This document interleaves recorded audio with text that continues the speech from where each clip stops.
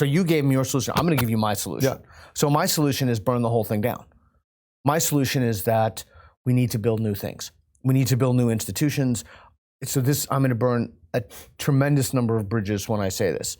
I'm just going to tell you because I'm going to speak bluntly. You're in a burning mood. I'm in a burning. I've been in a burn mood for quite a while now. Yeah. But and I don't mean burn them down physically, of course. I mean let them fall into further delegitimizing themselves because they're not legitimate.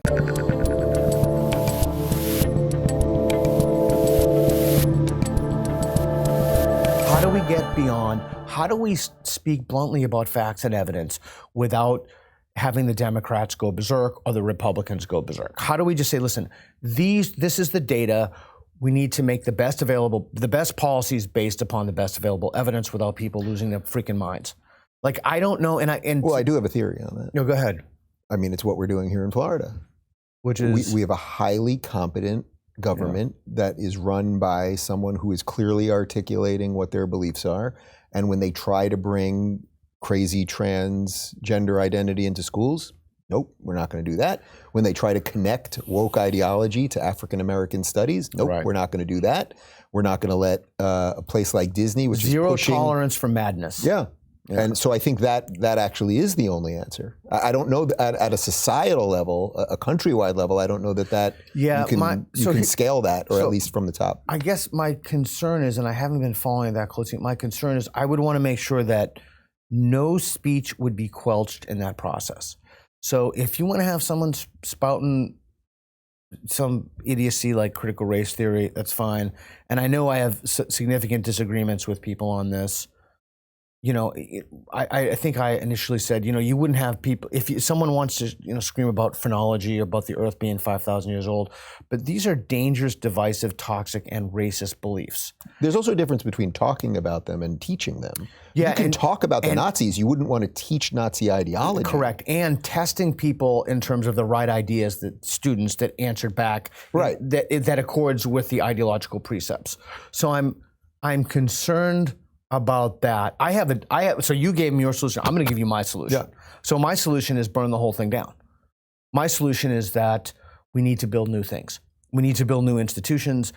So I'm going to burn a tremendous number of bridges when I say this. I'm just going to tell you because I'm just going to speak bluntly. You're in a burning mood. I'm in a burning. I've been in a burn mood for quite a while now. Yeah. But and I don't mean burn them down physically, of course. I mean let them fall into further delegitimizing themselves because they're not legitimate. Basically, you're saying give them a push. They're on the way anyway. So every single attempt at saving them or fighting for free speech, or this guy got canceled because he showed the picture of the Prophet Muhammad, which, by the way, is on Wikipedia, that now certain countries don't want on. And if you look at the Islamic Wikipedia, still, if you go to the museums in Turkey, there are drawings of the Muslim Prophet Muhammad. But bracketing that for aside, as an aside, any attempt to fix or solve the problem is only slowing it down. The problem cannot be solved. We have tremendous DEI bureaucracies. We have people who have jobs for life. Yeah. We have college of education that are the worst of the worst. We have to build new things. We have University of Austin, Ralston College, Peterson is building a new platform.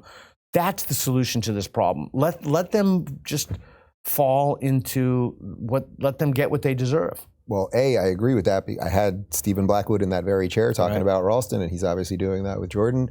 What's happening here in Florida now with Chris Rufo is going to sit on the board of, I believe it's New School on the West Coast, and they're going to try to fix what's going on over, because even in Florida, our institutions were captured by this stuff too. How important is it, do you think, I mean, as someone that you care deeply about academia, I mean, how important is it that kids even go to college at this point? I think well, let me just back up and say, wokeism is a universal solvent. It will destroy everything and anything it touches. And so I'm incredibly sympathetic to having a zero, like the Hungarians have a zero policy. There's like, we're letting none of this in, like zero. Yeah. So the best answer to your question is what I told my kids. You know my kids. I told my daughter who wants to go to college, don't do it, be an electrician. Oh, that's the other thing I tweeted last night. We need to be talking more about vocational education. Absolutely. Vital. What did your daughter say to that? She entertained it, but she wants to go to college. And I can't say that I'm disappointed. Like, I will I want her to live her life and pursue it. My parents paid for my education, although at the time it wasn't an ideology mill. Yeah. But I think my advice to young kids would be, and it's not to go to a conservative university like Liberty. The solution to this stuff, to ideological capture, is not to create institutions that have the opposite ideology. The solution is to create new institutions that are truth-based, that have genuine intellectual diversity.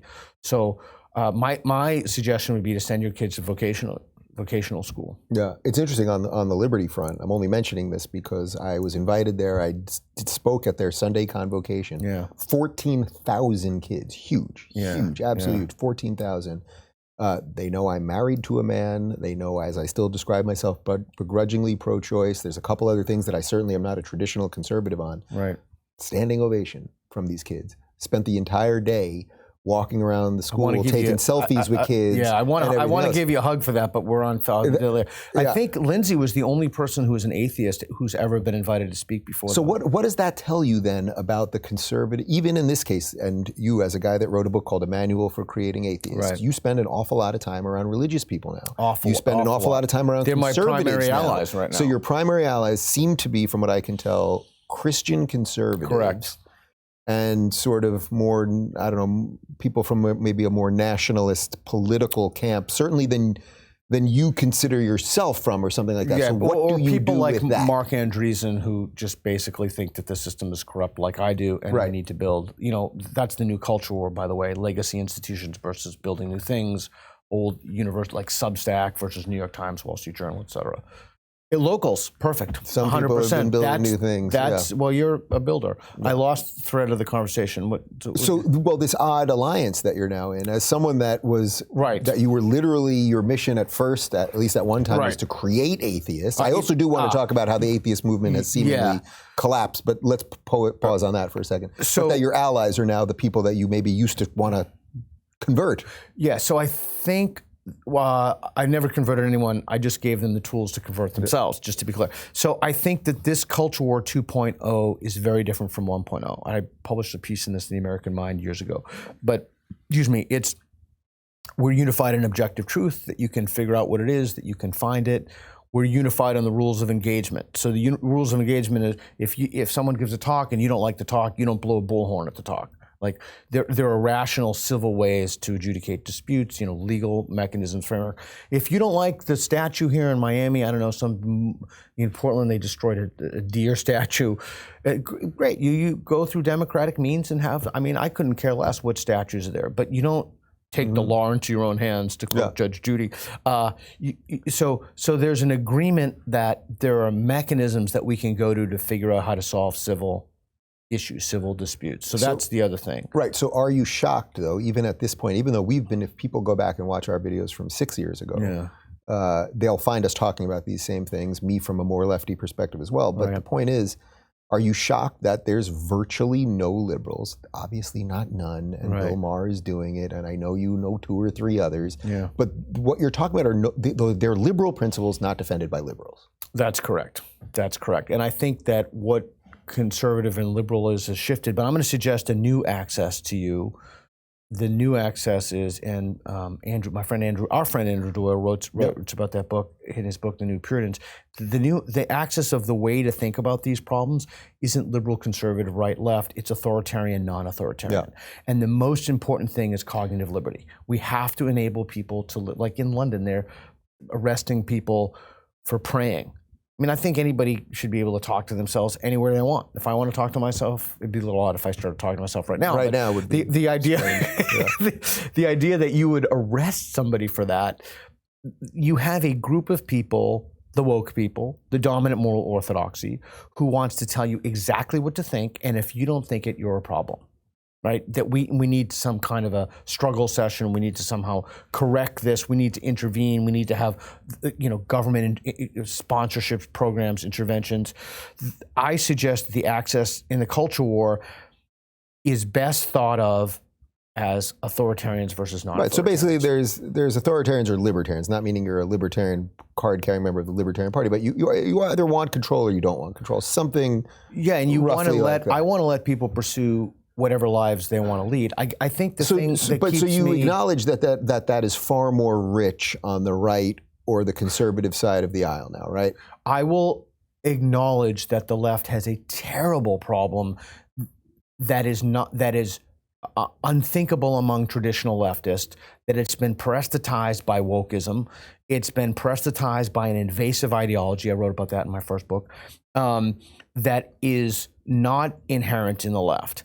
And, it's guilt by association. It's not even guilt that I'm here. It'd be like somebody else won't talk to me because, I've been on Tucker Carlson twice. Oh, you won't, we're on Tucker. Oh, you were on Rubin's show. Well, so what? So yeah, there's no question that there's a tremendous problem with that. If you're looking for more honest and thoughtful conversations about academia, check out our Academia playlist. And if you want to watch full interviews on a variety of topics, watch our full episode playlist, all right over here. And to get notified of all future videos, be sure to subscribe and click the notification bell.